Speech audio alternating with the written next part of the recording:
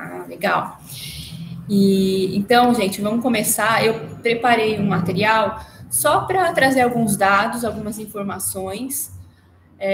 A gente fala que pequenas ações movem o mundo e realmente é como de fato as coisas acontecem, né? São essas pequenas ações que motivam aí mudanças significativas. E a gente vai abordar esses assuntos como atitudes conscientes e soluções sustentáveis enfrentam os desafios do nosso tempo. A Poser Ambiental é uma empresa focada em sustentabilidade.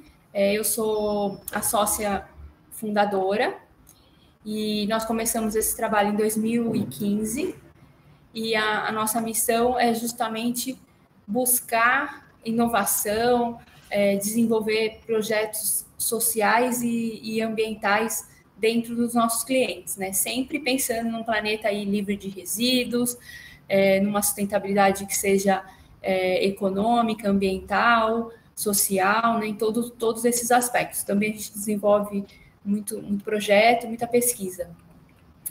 E a nossa apresentação hoje, ela vai estar separada em 3 partes principais. Então, a gente vai abordar os problemas atuais que nós estamos passando hoje, né, as mudanças climáticas, quais as consequências, né, desse aumento de temperatura, o que o plástico tem a ver com isso. Depois, a gente vai levar para as ações individuais e coletivas, o que a gente pode fazer no dia a dia. Então, vou trazer exemplos práticos de mudar mesmo a nossa forma de estilo de vida, de consumo, de reinventar a indústria. Então, é possível, sim. E depois eu vou trazer um estudo de caso da Poser de sucesso, né, de aterro zero, para a gente se inspirar e também replicar nos nossos edifícios, no nosso dia a dia, essas iniciativas. E começando, assim, a nossa discussão hoje, eu queria só lembrar a nossa forma de consumo, né? A nossa economia ainda é linear, ela é muito baseada na Revolução Industrial, então a gente ainda vem desenvolvendo todo o processo de extração, manufatura, desenvolvimento de produto, distribuição para consumo, e depois tudo aquilo é transformado em lixo, né, em resíduo, e isso vem acontecendo já há muito tempo, então a gente não mudou esse processo, é isso que a gente precisa quebrar, né? Esse processo ele precisa ser alterado, e a gente, para isso, nós precisamos de instrumentos econômicos, né, políticas públicas, então a gente vai ver lá na frente como mudar tudo isso.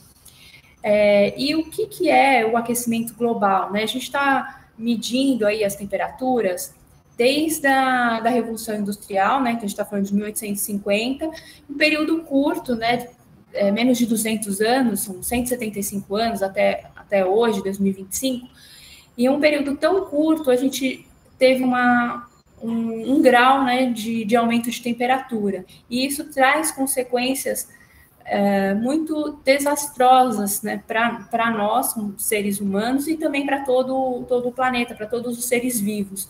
E esses gráficos aqui do IPCC, eles demonstram muito isso, esse descolamento das atividades humanas, né, o que a influência humana tem feito em relação às condições do planeta. Então, essas condições e esses desastres, isso vem ameaçando mesmo a existência humana, e alguns desses eventos, né, de acordo com os relatórios, né, do IPCC, eles são alterações que são irreversíveis, né? Então, a gente está falando de eventos extremos mesmo, de secas, de enchentes, como o que aconteceu no Rio Grande do Sul, e isso está acontecendo cada vez mais rápido e de forma mais frequente, e por conta de toda dessa ação humana, né, dessa ação antrópica aí sobre o planeta.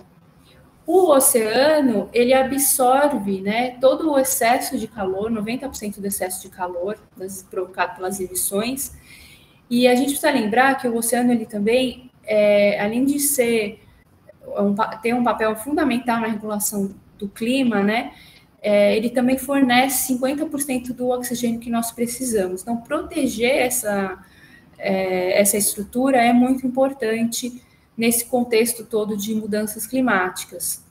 E o que o plástico tem a ver com isso, né? O plástico, ele vai chegar, né, nos oceanos, ele tem trazido aí uma série de questões, a gente precisa realmente repensar esse modelo de consumo, esse tipo de material, de produto, como que nós vamos, de fato, ter uma reciclagem verdadeira desse material, não o que a gente faz hoje, né? Só 9% de todo o plástico que foi produzido até hoje foi, de fato, reciclado.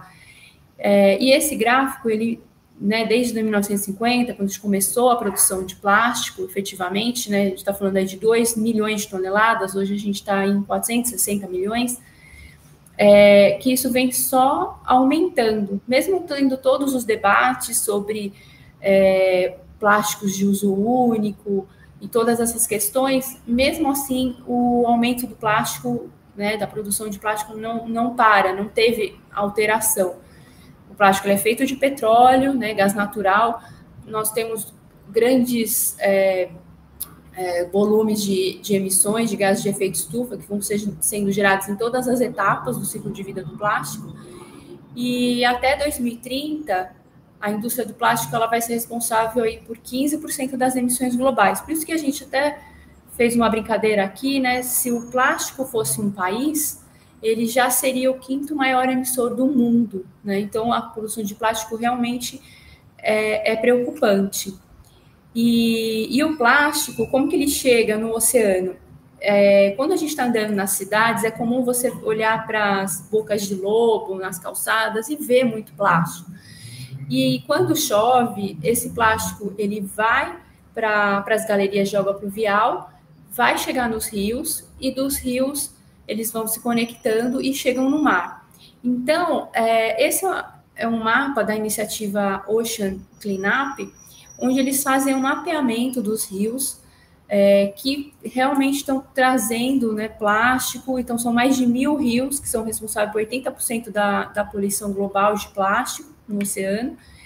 E isso acontece muito ali na região da Índia, Indonésia, toda a Oceania. E o Brasil ele vem contribuindo, sendo o 8º maior poluidor. Então, nós temos também muito trabalho para fazer aqui no Brasil, desviar esses plásticos. Esses plásticos não deveriam atingir os corpos d'água, né? E assim não chegariam nos oceanos. E para piorar, só 1% do que a gente visualiza mesmo, assim, nas ilhas de plástico ou nas costas, que é a quantidade de plástico que a gente consegue observar. O restante, 99%, já está no fundo do oceano, que é mais complicado ainda, né? Quem é muito prejudicado com isso são os animais marinhos. Mais de 100 mil animais marinhos acabam morrendo anualmente por conta de ingestão de plástico, né? Eles vão confundindo microplástico com alimento. Isso afeta toda a nossa saúde, a cadeia alimentar, né? Chega até a nossa mesa. E eu trouxe umas imagens aqui, né? Essa imagem que está embaixo na tela, ela é do Instituto Francês de Pesquisa Marinha, e eles fizeram um vídeo sobre uma ilha perto no mar de Taiwan, e você consegue observar todo o oceano forrado de plástico. Esse vídeo está disponível no canal da National Geographic, e é impressionante, né, ver essas imagens, como a gente precisa, muito importante a gente barrar, né, toda essa contaminação desse plástico. E esse plástico, né, como eu falei, os animais vão confundindo, né, vão se alimentando, e isso é muito preocupante, né? Dos plásticos, a gente tem o que nós chamamos de microplásticos, porque, assim, tem duas formas da gente chegar, né, nesse microplástico. O primeiro é uma contaminação direta, então todos os produtos que a gente usa que contém microesferas plásticas, então esfoliantes de pele, cosméticos, né? Muito importante ver os rótulos, evitar esse tipo de produto. E as nossas roupas, quando a gente lava uma roupa, né? Muitas das nossas roupas têm plástico na composição, né? Tem poliéster. Esses plásticos vão se desprendendo na lavagem e aí esse material chega nos oceanos assim de forma direta, né? Pelo esgoto, né? Passa pelo tratamento ou não de esgoto, mas já atinge os corpos d'água. E tem a contaminação indireta, que são os plásticos que eles estão inteiros, né? Uma sacola plástica, uma garrafa PET que chega no mar, mas com a ação do vento, do sol, do sal, esses plásticos vão se fragmentando em pedaços cada vez menores. Então, isso transforma... esses plásticos são transformados numa sopa, né? E é muito difícil a gente retirar, limpar, né? Conseguir realmente fazer essa limpeza, tirar esses plásticos do oceano. Isso que é o nosso maior desafio. Se fosse, né? Se o plástico ele realmente fosse inerte, não reagisse, não se quebrasse, a gente até poderia pensar em algumas formas de remoção. Eu acho que tem que ocorrer isso de qualquer forma, com o que a gente consegue visualizar hoje, mas esses que já viraram microplásticos e são partículas muito pequenas que a gente não consegue mais enxergar a olho nu, né? São 5 milímetros, aí fica muito difícil realmente a gente ver isso da água, né? Do oceano. E tem uma matéria da PNUMA que eu achei muito interessante, que compara a quantidade de microplásticos no oceano, né? A gente está falando aí de 51 trilhões, que isso é 500 vezes mais do que a quantidade de estrelas na Via Láctea. Então, para quem gosta de números, realmente assustador já esses números, e isso vai parar no solo, no ar, né? Até mesmo no nosso organismo, né? A gente já tem plástico no sangue, até na placenta, né? Então, eu trouxe alguns estudos aqui. Então, os plásticos que apareceram no sangue, então, 77% dos casos, no estudo da Holanda, plástico que foram também coletados no tecido pulmonar, 13 de 20 amostras, e tem um outro estudo ainda que todas as placentas humanas que foram testadas já apareceu microplástico. E qual que é o problema disso na nossa saúde? A gente não sabe ainda. Tem um documentário da BBC que chama Why Plastic, que é um dos melhores documentários que eu já assisti. São em 3 partes, né? E a terceira parte fala que nós já somos os ratos de laboratório, né? Só que a gente não tem um grupo de seres humanos que não tiveram contato com plástico, que a gente pudesse comparar, né, esses distúrbios que estão acontecendo na nossa saúde em relação a esse grupo de controle. Então, não dá para a gente saber, né, exatamente, mas o que os pesquisadores dizem nos estudos é que já são mais de 80 mil substâncias que estão presentes nos plásticos que não foram regulamentadas. E essas substâncias podem atuar como desreguladores endócrinos, né? Então, afetam a nossa saúde, como casos de infertilidade, distúrbios de tireoide e até câncer. Então, acho que essa é das maiores preocupações que a gente tem em relação à nossa saúde. E a gente também tem que considerar que o plástico, ele afeta as questões econômicas também, né? Porque é um prejuízo para quem sobrevive do mar, né? O setor pesqueiro, turístico, comércio marítimo, e isso porque a gente tem essa poluição, e aí tem uns dados interessantes também da PNUMA, que fala que esses prejuízos já chegam a 8 bilhões por ano. E aí eu trouxe umas informações que eu, conversando com a Silvia Cabral, até agradeço ela por esse insight, ela comentou desse programa, Mar Sem Lixo, eu fui checar se ele ainda estava acontecendo, ele começou ali em Cananéia, Itanhaém, Ubatuba, né? Hoje já está em Bertioga, Guarujá e São Sebastião. E ela comentou que eu estava acompanhando os pescadores, né? E eles jogam, principalmente o pessoal que pesca camarão, eles vão até o alto mar, jogam uma rede, e o camarão ele fica no fundo, né, do mar, então ele precisa fazer um arrasto, e aí ele traz a rede para cima do barco, e na rede vinha muito plástico. Então, para eles era complicado trazer esse plástico, porque eles precisavam trazer o camarão, o barco é pequeno, então eles devolviam o plástico para o mar e traziam o camarão. Só que com esse programa, né, eles trazem o plástico para o continente e são remunerados por isso. Então, esse programa é muito importante e ele tem 4 componentes principais, né, que é o pagamento por serviços ambientais, então os pescadores capturam os resíduos, recebem por essa atividade, tem ações educativas envolvendo toda a comunidade, tem geração de dados também para pesquisa e para a gente formular políticas públicas, e isso também ajuda a captar parcerias, patrocínios para aumentar a escala desse programa e a gente continuar mantendo ele. Então, é um programa, assim, eu já até me antecipei, né, com a segunda parte do que nós vamos comentar agora, que é o que a gente pode fazer, e isso é uma das ações que eu vejo que é muito gratificante, né, observar um programa como esse. Eu acho que tem que ter muitos, né, exemplos, muitos programas, para realmente a gente reduzir nosso impacto, a poluição que a gente gera. E a Poser, ela acredita muito nisso, na mudança de hábitos, né? O que eu posso fazer? Começa comigo, começa com você. Então, muitas vezes eu ouço as pessoas falarem assim, mas é só um copinho, é só hoje. Mas faz a conta de quantos copinhos, né, que você utilizou. E tudo que você faz, toda ação conta, tem um impacto. Então, imagina 7 bilhões de pessoas pensando assim.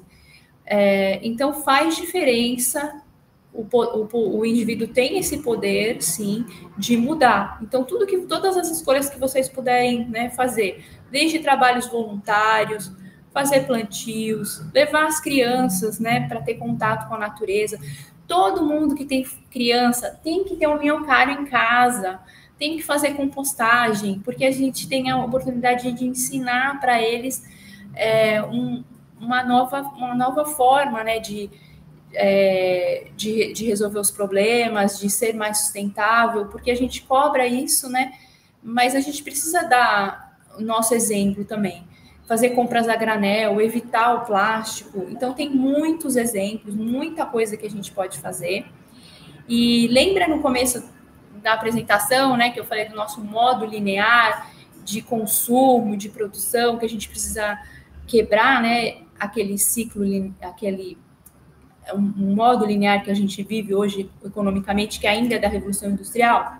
Então, o que a gente precisa pensar é num formato que a gente fala cradle to cradle, né, do berço ao berço, onde a gente não tem a geração de resíduos. Então, eu vou trabalhar em 2 ciclos, um biológico e um tecnológico. O biológico é a gente replicar o que a gente vê na natureza, que é a compostagem, a transformação daqueles resíduos compostáveis, né, dos resíduos orgânicos, em adubo, né, fechando o ciclo. Então, a natureza ela já faz isso muito bem. E aí, o ciclo tecnológico são aqueles materiais que são produzidos por nós, né, pelos homens, pela humanidade, e que a gente precisa dar uma solução. Então, pensar nesses materiais de forma que eles voltem, que eles possam ser reciclados, mas uma reciclagem upcycling, né?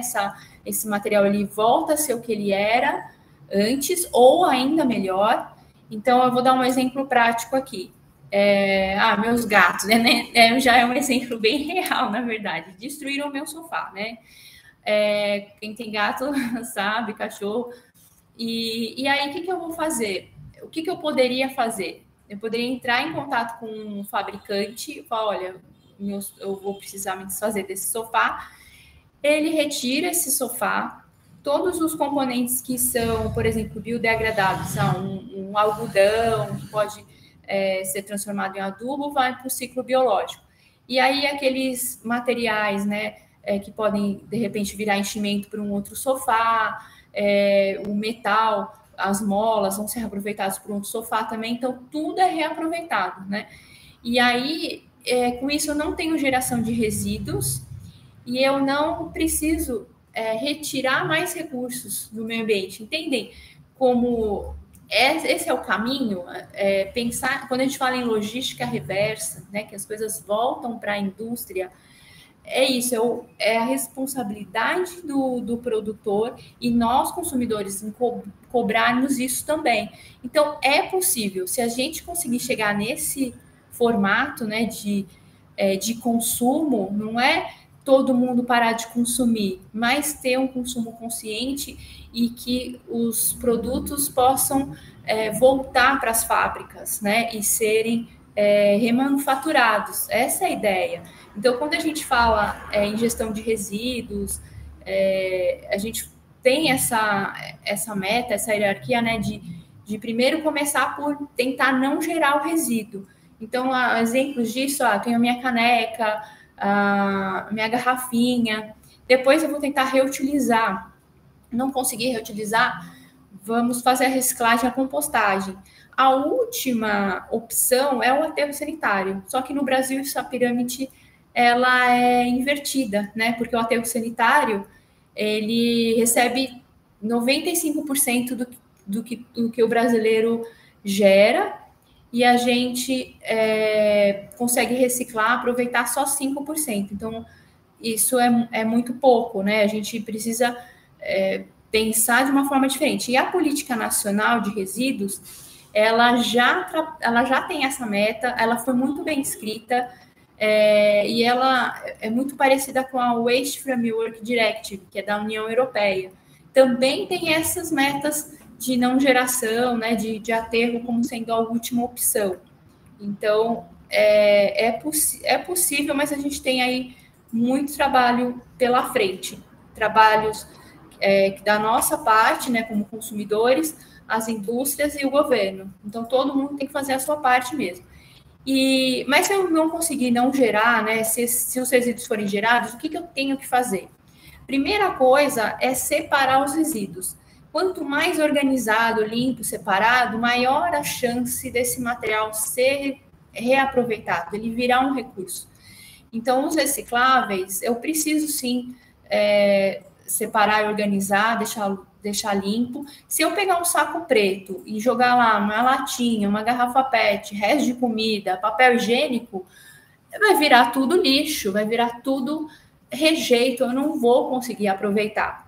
Mas se eu separar os recicláveis, né, eu colocar num saco transparente ou colorido, até para facilitar a identificação, fazer a compostagem, né, dos resíduos orgânicos, né, então frutas, cascas de ovo, borra de café, poda do jardim, tudo que é alimento, né, e vai sobrar muito pouco para ir para o aterro, vai sobrar muito pouco do que a gente chama de rejeito. E mesmo dentro desses rejeitos, a gente também consegue reduzir muita coisa, substituir muita coisa.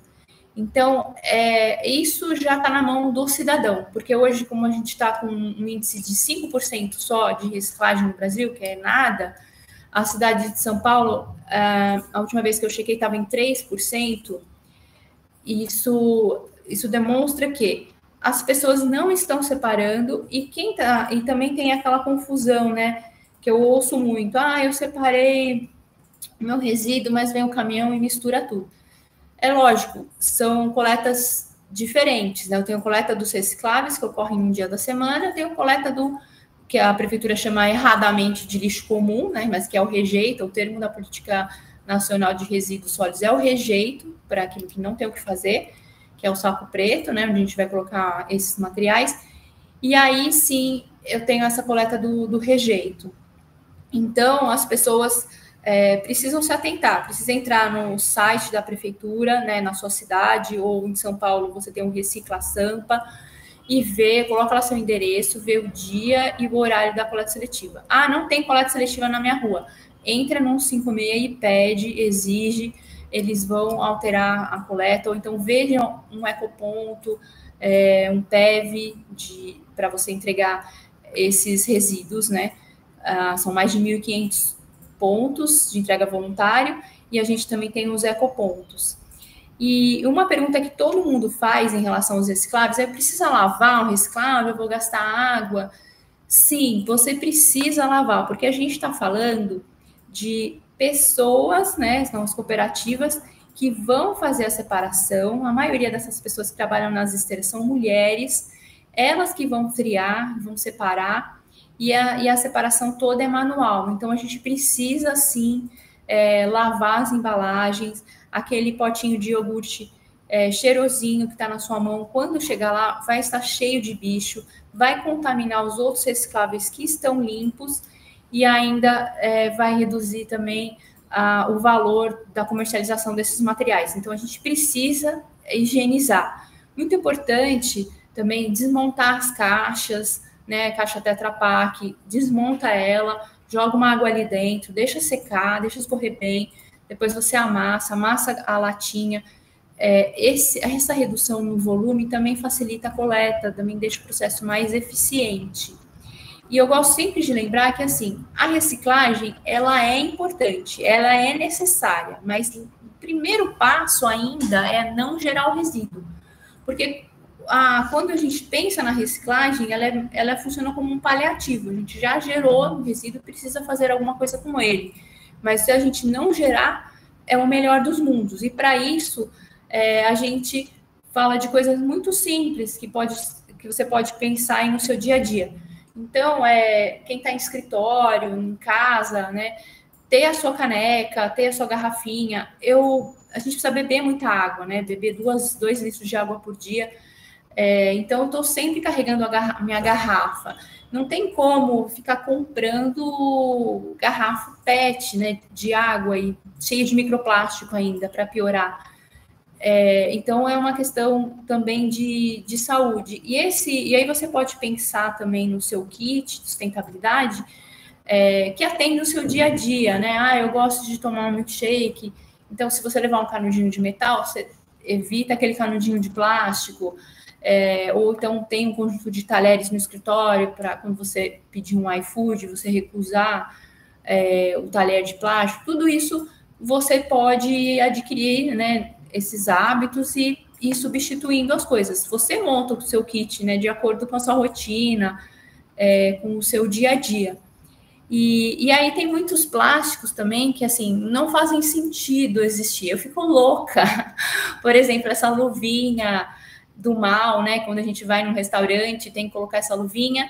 E as pessoas falando em cima da comida. Gente, parece que ninguém aprendeu nada com o Covid, né?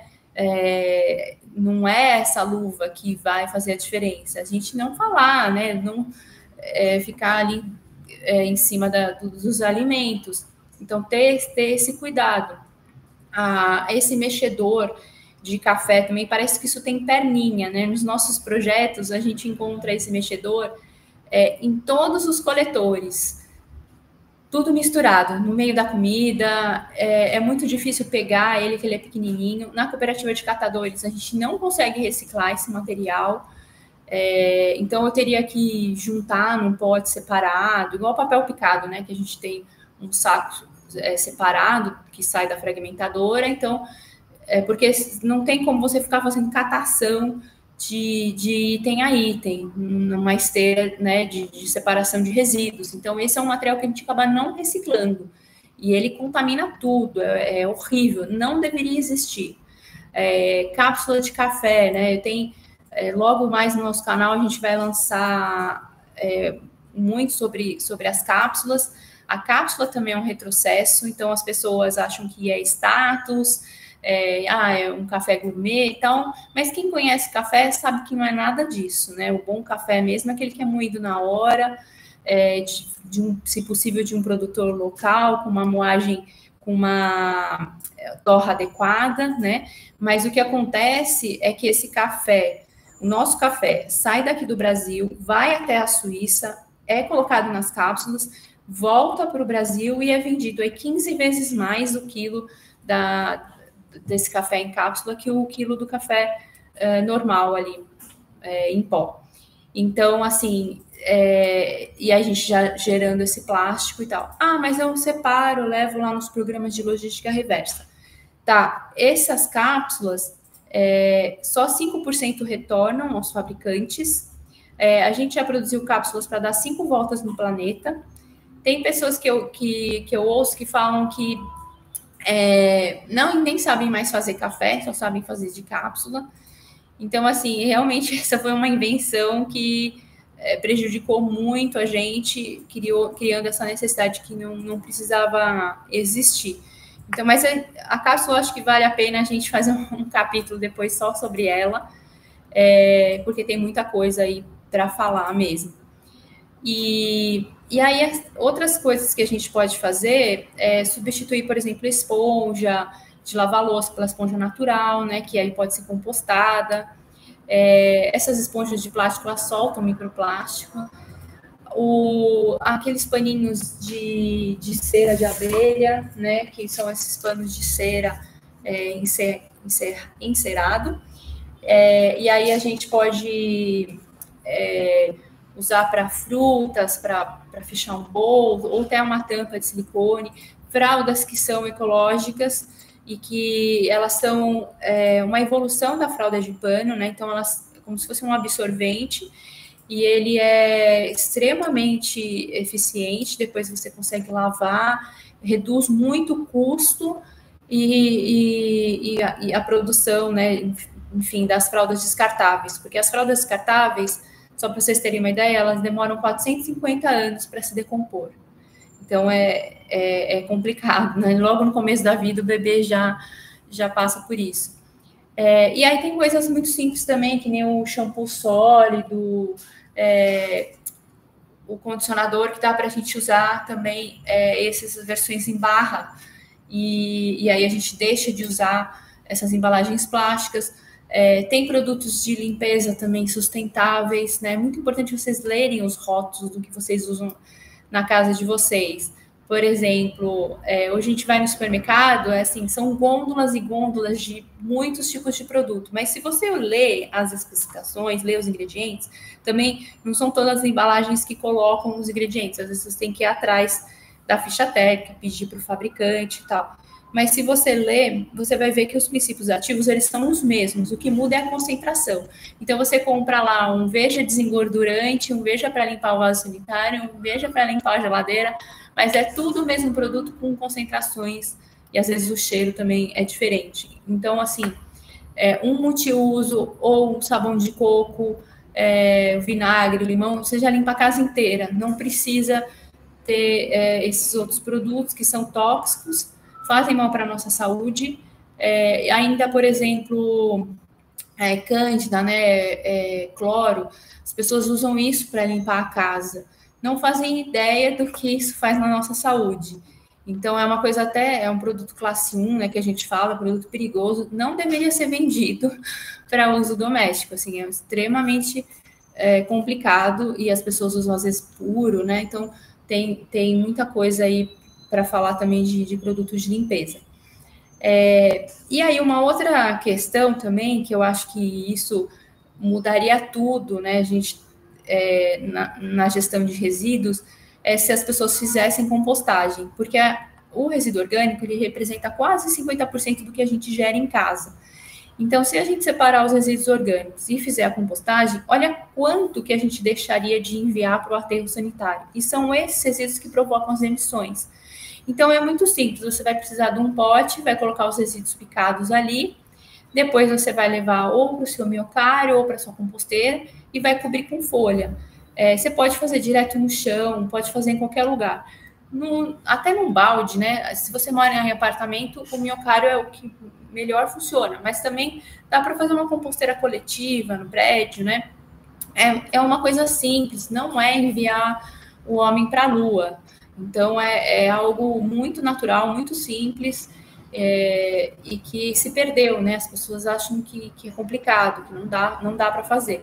Mas é tranquilo. Quem mora em casa, com certeza, poderia fazer num jardim, no quintal, é mais fácil ainda, mas dá para fazer em apartamento também, com esse sisteminha de caixa. Esse daqui, que está aqui atrás de mim, é a nossa composteira aqui do escritório.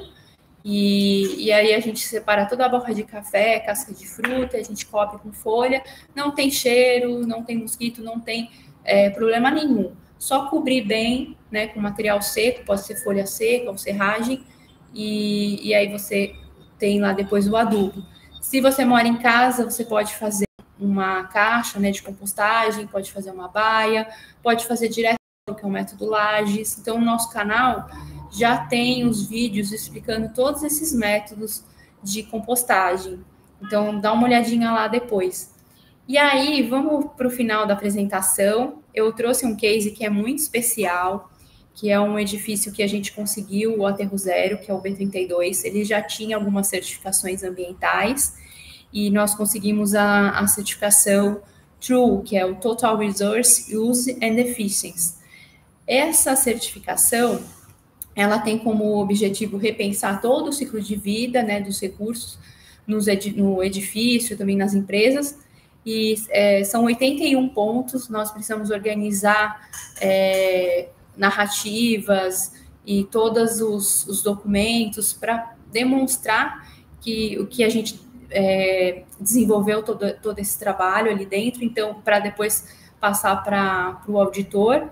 E é um trabalho para ser desenvolvido durante um ano. E o pré-requisito é que o edifício ou a empresa consiga desviar 90% dos resíduos do aterro, ou para reciclagem, compostagem, logística reversa. Então, menos de 10% que pode ser enviado ao aterro, que aí é o rejeito mesmo, né, papel higiênico, por exemplo, mas o restante a gente tem que dar outro destino, e com isso, né, conseguindo esse pré-requisito, durante 12 meses ter esse desvio acima de 90%, já é elegível a conseguir a certificação. Então, a gente muda todos os processos dentro do cliente.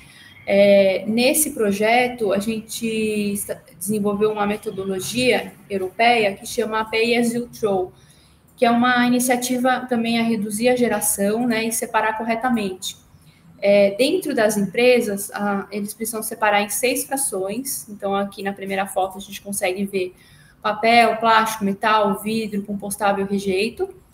Esses resíduos são coletados no andar de serviço, né, no hall de serviço das empresas, desce para o primeiro subsolo. Esses resíduos são pesados, fotografados, e no tablet, que vai gerar um banco de dados, o operador ele tem que marcar se o material está correto ou não. Se tiver errado, a empresa paga o dobro do valor. Se tiver certo, ela paga o valor normal. Aí depois esse material ele é triado, armazenado, e aí ele segue para as indústrias, para reciclagem, para os aparistas, para cooperativas, né? Usina de compostagem, então vai para todos esses lugares. E as empresas recebem, né, os condôminos, depois um relatório de toda a sua geração e os valores, né, o que estava certo, o que estava errado, e também as fotos, né, eles conseguem ver as fotos para entender os problemas e melhorar. Então, a gente faz também esse relatório de melhorias. Esse projeto ele é muito especial, porque a gente desenhou todo esse espaço nessa central de resíduos, pensando num fluxo tipo chão de fábrica mesmo. Então, as áreas estão identificadas, onde é material para cooperativa, material para recebimento, a triagem, né, todos os equipamentos, tudo organizado pensando nesse fluxo. Então, isso é muito importante, né, se os edifícios pensassem nisso antes, durante a fase de projeto, poderiam evitar depois muitos problemas, né, na operação.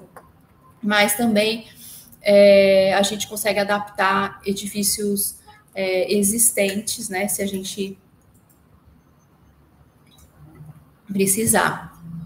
E também os resíduos orgânicos são separados, né, eles vão para uma câmara fria, e dali eles seguem depois para uma usina de compostagem. E todo o nosso trabalho, ele também é sustentado por ações de educação ambiental. Então, as empresas, todos os usuários do prédio passam por treinamentos, orientações, a gente faz jogos, campanhas, participa de cipátmas. Então, todas essas oportunidades, né, de envolver as pessoas, rodas de conversa, a gente vai desenvolvendo para orientar e também para engajar as pessoas. E aí, por fim, né, alguém pode até me dizer, legal, no escritório a gente consegue fazer isso, mas e em casa, né? Eu tenho dificuldade, eu queria fazer compostagem, mas não consigo. A gente, dependendo do espaço, né, você consegue montar as caixas de compostagem, consegue fazer uma horta com os moradores. Então, aqui eu trouxe umas fotos de um projeto que a gente fez um ecoponto na garagem para os recicláveis e tem as caixas de compostagem para os moradores. Esse projeto ele existe desde 2017, então está lá a compostagem, a horta, dá para fazer e é mantido pelos próprios moradores. E aí a gente desenvolveu um material que está disponível no nosso site, que é uma cartilha justamente para atender edifícios residenciais. Então,